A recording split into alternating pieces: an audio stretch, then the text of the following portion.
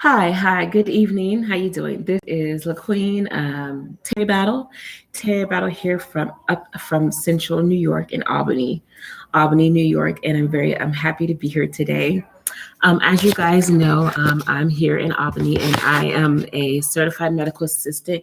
Currently, going through training right now on the coronavirus, which is a big issue here in the United States, which has pretty much spread around the world, and is actually currently found here in not just in New York State, but in Albany, New York. So I'm currently living in Albany, New York. In the United Facility Shelter, and I'm homeless, so I'm looking for any resources as well as needed.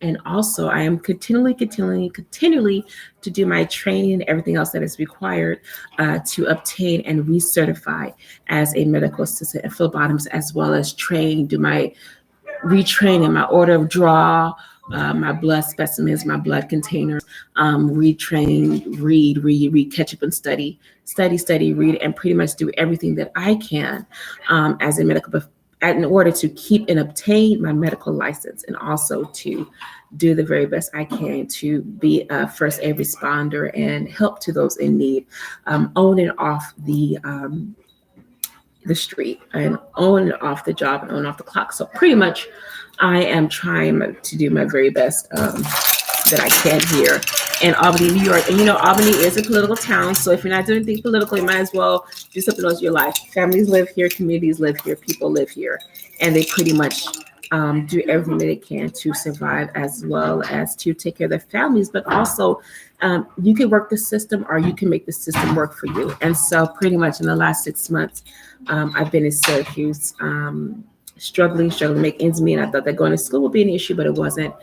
And I've been off the job for now going on 2 years, but I'm not complaining right now. I'm trying to be proactive instead of reactive to my situation. So I just want to let you guys know, really reintroduce myself right quick. Thank you to my one listener, or the default view of YouTube, that is actually helping me to be able to express myself through this platform, through this web community, the web community. And again, my name is LaQueen Terrie Battle. I'm a certified medical assistant. I am a certified medical assistant. My hair is a mess right now. I have 3 degrees. I have 1 degree in medical assisting in phlebotomy from Northwest Educational Center in Houston. I have another degree in humanities and liberal arts from here at Washington College. And I have a 3rd degree, again, in humanities, linguistics, and Spanish. I have 2 degrees in Spanish, and I have another degree in history, literature, and linguistics from Purdue University in Indiana, in Hammond, Indiana. So I'm very happy to be here. I'm happy that I actually made it all the way to the New York State Capitol. And actually now I'm able to express myself. I'm able to get out on the street, make connection with people, get donations from people on the street, panhandle, protest, whatever you want to call it. I'm actually able to actually voice myself and express myself, rather than this platform on the internet. I can actually be out there and be more creative and find better outlets to express myself, rather than just being on social media and just, doing pretty much what the youth culture does. And I'm going into my professional career. I'm actually expanding my horizons. Instead of just being a follower to somebody, I'm actually taking the charge and being a leader for myself and others in the community. So instead of being a follower, I am now becoming a leader. So I don't need permission from anybody. The only permission I get is from myself, and from the experiences that I have myself, not just as a woman or a single person or a single female, but also to help others in need who are in the medical field, or who are single parents, or women or men, or intersex gender, whatever you are, wherever you are, you can experience what I'm going through, and maybe it could connect to you as well. So I'm very happy to be here. Again, thank you to Albany Public Library for letting me use their resources, letting me use this HP Chromebook, this HP laptop. They used to have a Chromebook, now it's an HP laptop. It's very, very nice. So I'm thankful to the Albany Public Library for letting me use this beautiful, beautiful, beautiful laptop. and the camera stuff, as well as to Albany Public Library for letting me use their facilities in order to be able to express myself verbally as well as physically. They also have a great media center here too, a makerspace, which you also do the same thing. It's Monday, so usually the makerspace is open, but today the makerspace is not open. So I'm very thankful to Albany Public Library and for the city of Albany, who pretty much already knew what I was going to do before I did it. So they pretty much already know what I'm going to do before I do it. So they're pretty much cordial, but I'm able to express myself because I'm constantly being kicked out and out places, being kicked out of shelters, being kicked out of libraries, being kicked out of places here, there, everywhere. I'm being constantly kicked in and out. And I follow the rules, I abide by rules. But somehow, the staff or whatever have a quota, and they have to fulfill that quota. And whatever they can do to fulfill that quota or to pretty much get their need met across, they'll X somebody out right quick. And so that person usually has to be me. I'm always the one that's X'd out. So it's nothing personal.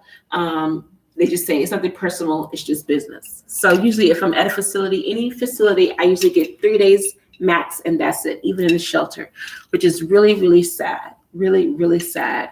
And that I've noticed I'm on a pattern right now, which I'm only getting 3 days max at a facility, even if it's a homeless shelter, even if it's a hospital. And right now I'm having problems in the system dealing with hospitals. I'm not getting the treatment I'm not getting the respect that I'm getting. If I come in for one symptom, if I come in for another diagnosis, it's completely opposite of what the nurses or the nurse staff completely say. And today I had experience at a hospital here in Albany, where I came in and I requested a hospital here at, don't protest the hospital, but it's a teaching hospital. And I came in and I specifically requested a mammogram services. I wanted a referral for a mammogram. And the registered nurses, they said, oh, we're going to listen to you. Here's a doctor, she'll be able to help you. And it was actually a medical scribe. And then it had 2 registered nurses, and there was no official medical doctor on staff at all in the charge unit.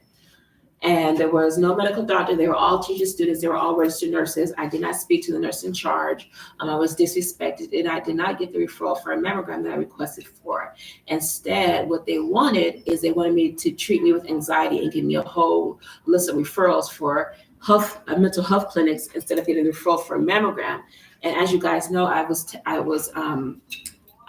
tested in November in Syracuse for possibility of breast cancer.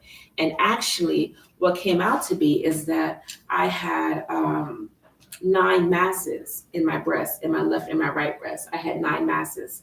I had 5 masses in my left breast, and I had 4 masses on my right breast. And Upstate Community Hospital ended up doing a breast biopsy, but it was like couple weeks later. And I went back and forth to at least 5-6 hospitals in the Syracuse area, as well as Buffalo, trying to get treatment for these 9 masses in me. And that was another issue. But I was completely disrespected, completely treated like I had autism, what spectrum of the autism I was on.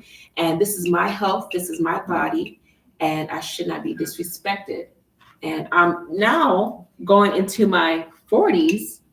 And I just find it really, really, not just disrespectful, but I find it inappropriate for me to treat me as a child the older I get and the more experienced I get and the more of a career I have for myself. I feel like that I'm being more treated like I'm an unqualified individual the older I get, just because I'm not under the helm of somebody. And I'm almost into my 40s, and right now I'm 35. I'll be 35 years old, and people are actually telling me that I have autism and ADHD. I'm 35 years old, and people are actually verbally telling me I am on the autism spectrum disorder, and that I have ADHD. I'm 35 years old, and I've never been told that in my life. So, right now, even today, I've been told it several times that I am on the autism spectrum disorder, as a single Black 35-year-old unemployed college graduate of 3 college degrees, that I am on the autism spectrum disorder here in the capital of New York. I'm on the autism spectrum disorder. I have ADHD, and as well as anxiety issues and depression and bipolar disorder, this illness. Now, I've been under care and under treatment for anxiety and depression for a long time, ever since Howard University, but never say never, but never at Howard University did they ever tell me I had autism or ADHD. Not at Howard University as a sports medicine pre-med major. As a sports medicine pre-med major at Howard University, I was not even ever, the words were never even spoken of that I had ADHD, or never even spoken of that I was on the autism spectrum disorder. Now, as a single woman in my mid-30s, almost 40 years old, I am told now, as a single, well-qualified career professional, I'm now told in my almost 40s that I have autism spectrum disorder. To my face. My mood is a 7. I'm a 7 on the autism spectrum disorder scale. That I have limitations, that I cannot eat spicy foods. Not only am I on the autism spectrum disorder scale, but I have limitations on everything I do. I cannot eat spicy foods. I cannot eat spicy foods. I mean, there's so many limitations around it. So many limitations around it. I mean, I can go on and on. I can't wear makeup. I'm not supposed to wear makeup. Kids with makeup are not supposed to wear makeup. I have to eat cake. I love to eat cake. I've just lost 25 pounds, and I have to constantly eat all day. I mean, the list just goes on and on and on and on and on. I have to eat sweets all the time. I can't wear makeup. I have limitations on everything I do. And on top of that, I can't work. I can't apply for and get a job. I love to eat sweets. I have limitations on everything I do. I'm not supposed to be wearing makeup. And I'm not supposed to be wearing big hoop earrings. Oh, and keys terrify me. I'm scared of keys. In my almost mid-30s, almost 40 years old, and I have autism spectrum disorder for the first time in my life. It's an insult. It's an insult. Almost 40 years old.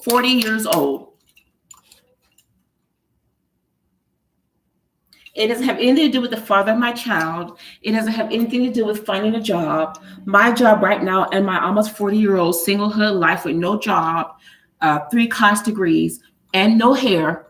My hair is being shaved off unknowingly. My hair is being cut unknowingly. Without me knowing, my hair is being cut. See these edges right here? My hair is supposed to be grown. I'm supposed to have a small afro right now. And now my hair, not only things are being done without my permission, but it's being done without my permission, and I'm supposed to accept it.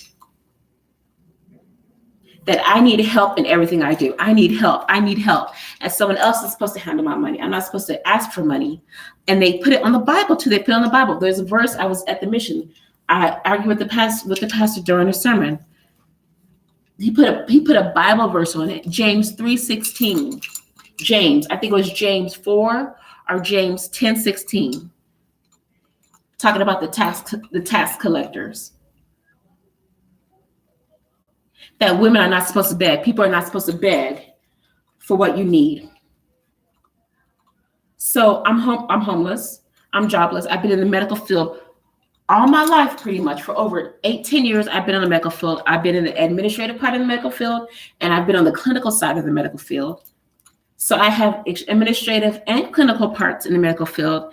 And all of a sudden, in my almost 40 years old of life, I'm supposed to accept it that I have autism spectrum disorder and be on disability check for the rest of my life. I'm supposed to accept what people give me. I'm not supposed to have any more than I can take. If I have too much, somebody has to take it away from me. I can't have too much. I have limitations on everything that is given to me. I have limitations. There's limitations for everything. There's limitations. I don't know anybody. New York is a big place. New York is a big place. Oh, it's a limitation. She needs to know how to walk. She needs to learn how to cross the street.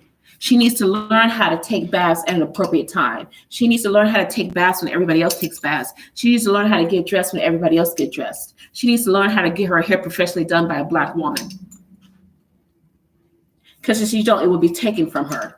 If she don't do what she tells us to do, it will be taken from her. She needs to have her hair permed. I've been natural for the past 6 years now. I've been natural. No perms, no chemicals, no hair dyes or anything. And my hair right now, look at my edges. My nails are growing. If my nails are growing, my nails are healthy. My feet nails and my hand nails are healthy. Why is my hair not growing? Why am I constantly being cut without my permission? A lot of things are being done without my permission. And as a medical professional, not only for my life, but also when I go to the hospital, also when I go to the street, also when I go into, even here in the Capitol building or in the community, I see things happen. But as my medical professional license, even as a CPR-First aid card holder by the American Red Cross, American Heart Association,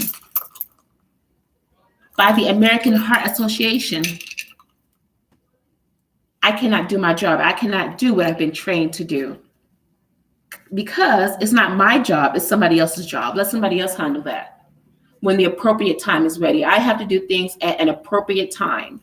That's how things work, especially in the autism community. Parents think that if this is what the system says, then the system will tell us how to raise our kids. That's not how it works. That's not how it worked in the old days. And obviously that's how it works here in the new millennium.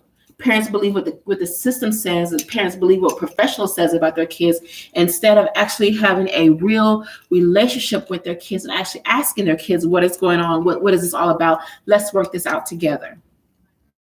But I'd rather believe what a doctor says, or I'd rather believe you have behavioral issues instead of actually going to your school yourself, instead of actually going to the teacher yourself, instead of actually going to the principal, the coach yourself, and actually figuring out what's really going on and dealing with this problem with society. Always over diagnosing our kids, especially Black children in the Black community. There's a whole bunch of Black. I'm gonna get shy for this. I'm gonna get harassed. I'm gonna get this because it's like a new wave of Black kids with autism.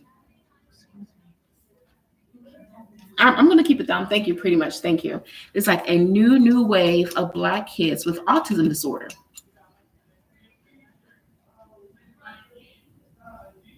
It's a new wave. It is a new wave with Black kids with autism spectrum disorder. And not only are they older teenage kids, but they're actually younger 5-6-year-old kids with autism spectrum disorder. Now, this is my professional opinion. All my YouTube videos are based on my professional opinion as a medical assistant, home health aide, administrative and Medicare and Medicaid claims. I've done the administrative side of insurance and billing. I've worked customer service for in plenty of doctor's offices, as well as the clinical side, working home health, diabetes. I've worked a lot with geriatrics. But now that I'm actually studying the child part of being a doctor, I'm actually figuring out, hi, how you doing? Yes. Technically, we can't allow. Yes, I know. A room, to book a room or something yes. like that. Yes.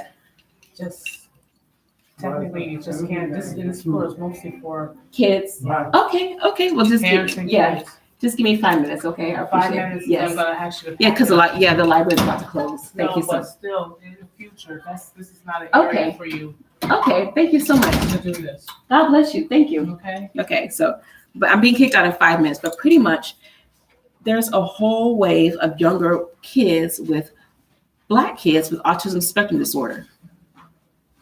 And they rather believe what a professional says. It's not a white doctor. It's not a Black doctor. It's actually what a professional says instead of figuring out what's really going on with their children. This didn't happen in the 60s. This wasn't in the 50s during the Civil Rights Movement. There wasn't autism talking about during the Civil Rights Movement. There wasn't autism when Bill Cosby was around and the Cosby Show and the Huxtable kids. There wasn't autism when the 90s came up. There wasn't autism even in the 2000s or 2010. People really didn't talk about autism until 2010. But now all of a sudden you see these young Black kids being overprescribed and overmedicated. And there's been plenty of YouTube people out there. There's been plenty of newscasters on the news, on the newspaper talking about, there's medication is needed for a particular reason. Medication is needed for one symptom. That's what medication is for. Medication is needed for another symptom. That's what medication for. Medication is needed for particular situations. That's what medication is for. Prescribed medication given by a medical physician, doctor is needed for a reason. It's needed for a reason by a medical doctor, by a medical doctor, a medical physician.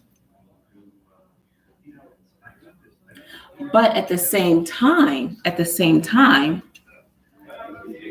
kids are now being put on a scale that they can't even climb up out of. You're on this scale and you're on this scale for life. For life, no matter if you're 10 years old, 20 years old, 30 or 40 years old. And it's really sad. It's really sad how the system works and how it brings everybody out of character. It's just you and the family is supposed to accept this as your child and as your child's way of life. That autism is the way it's going to be, and that if you're autistic, you'll be autistic for life. Yes, I know who it is. Yeah. You'll be autistic and you'll be autistic for life.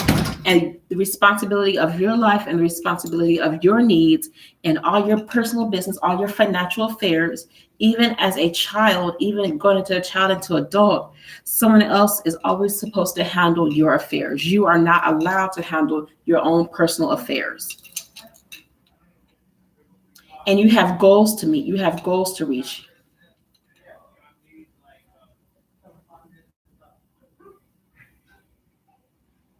And if you don't reach those goals. Okay, your 5 minutes is done.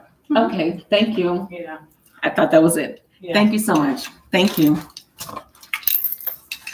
But in the future, try to book a room. Thank you. Appreciate it. Yep. That small meeting room down there. Okay, good. Yeah, I'm being kicked out. Yeah. Thank you. God bless you. Thank you.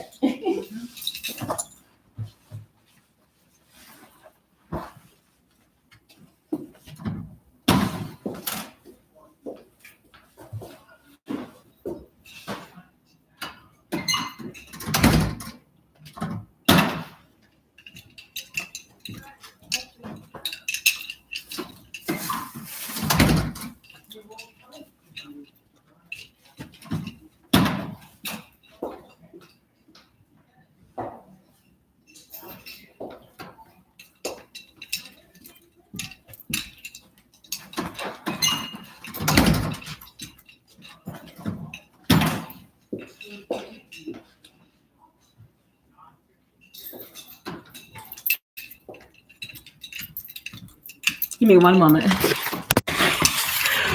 One moment. Let me get my belongings together.